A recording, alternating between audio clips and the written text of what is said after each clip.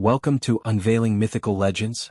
What we're going to talk about today is perfect for listening alone at night with headphones. Alright, let's get straight to the point. Today we're not talking about history, not conspiracies, we're talking about something nobody can escape. No matter if you're the richest person in the world, a president, an emperor, or just a regular 9-to-5 worker, this thing will come for you. It's called death.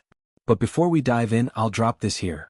After today, your understanding of death might be completely flipped, and you might even have trouble sleeping tonight.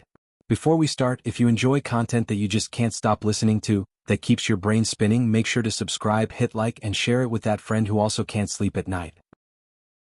Oh, the moment you bring up that question, I have to remind everyone to take a deep breath, because what's coming next might completely overturn all your ideas about life and death. In fact, according to the latest quantum mechanics, death doesn't actually exist. Wait, what? You're saying death doesn't exist? Are you joking? Isn't this the kind of story street gurus use to sell charms, or some religious group uses to recruit people? Not at all. The theory we're discussing today comes from a scientist who truly stands at the pinnacle of human intelligence, Hiroshi Tasaka.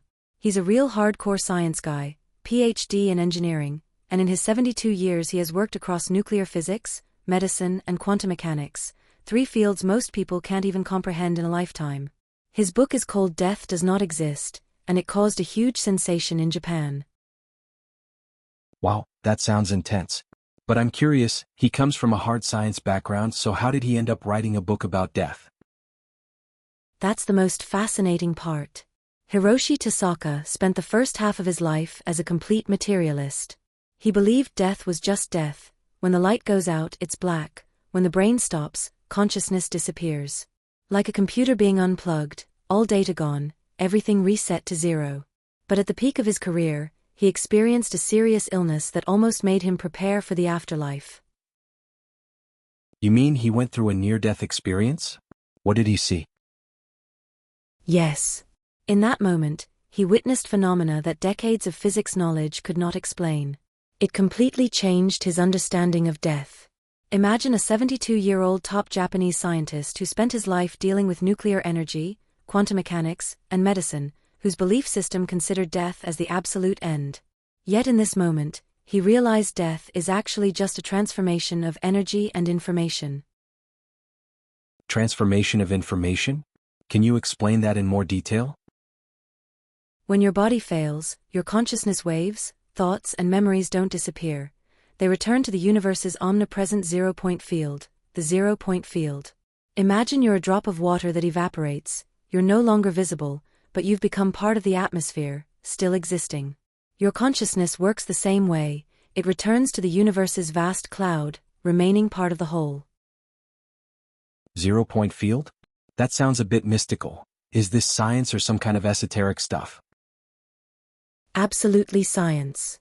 The zero-point field is one of the core concepts in quantum physics.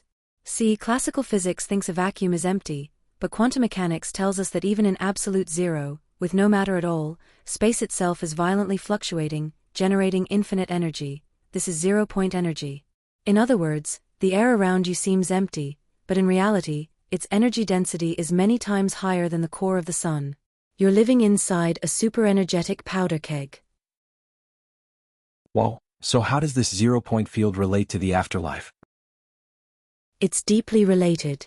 Hiroshi Tasaka believes the zero-point field isn't just an ocean of energy, it's an ocean of information. From the Big Bang until now, and even including the future, every word, thought, and action exists as waves stored in this field. Simply put, it's like the universe's holographic cloud drive, and our consciousness is able to interface with this wave-based cloud. So you mean when we die, our consciousness just returns to this cosmic cloud? Exactly. And this also explains the experiences of near-death experiencers. Medically, they may have been declared clinically dead, yet when they return, they can describe the operating room in detail, see themselves floating above their body, see light, or even meet deceased relatives, feeling extreme peace and joy instead of fear. I've heard people say that's just the brain hallucinating due to lack of oxygen. If it were hypoxia, the experience should be chaotic, terrifying, and illogical, right? But nearly all near-death experiences are described as calm, orderly, and blissful. That's because when consciousness detaches from the body and merges with the zero-point field, it connects to the universe's fundamental source, a field full of light and high-frequency energy. So, does this mean hell doesn't exist? Completely correct. Think about hell in religions: walking on knives, fire, tongues pulled, boiling oil. It's all about physical pain. But after death, the body no longer exists, your nervous system is gone, so how could you feel pain? Tasaka argues that what we call hell is just a psychological projection while alive, or even a social control mechanism. The real afterlife is painless and serene. Then why don't we normally feel the zero-point field? That's because most people rely too heavily on their left brain. The left brain handles logic, language, and calculations, while the right brain is the antenna that receives signals from the zero-point field. That's why geniuses, prophets, and artists often have sudden bursts of inspiration. They have strong right brains that can pick up the universe's holographic signals. Think of Einstein, Tesla, or Mozart. They all said their ideas didn't come from themselves but flowed into their minds suddenly. Wow, so besides taking away our fear of death, how does this theory help us while we're alive? It helps a lot. Imagine your consciousness can influence reality. This is the observer effect in quantum mechanics. Your imagination determines wave function collapse, meaning your focused thoughts can manifest into reality. When you vividly and emotionally imagine yourself happy or successful, you're sending strong signals to the zero-point field, attracting the future you desire. The key is belief. Doubt acts like interference, cutting off the connection.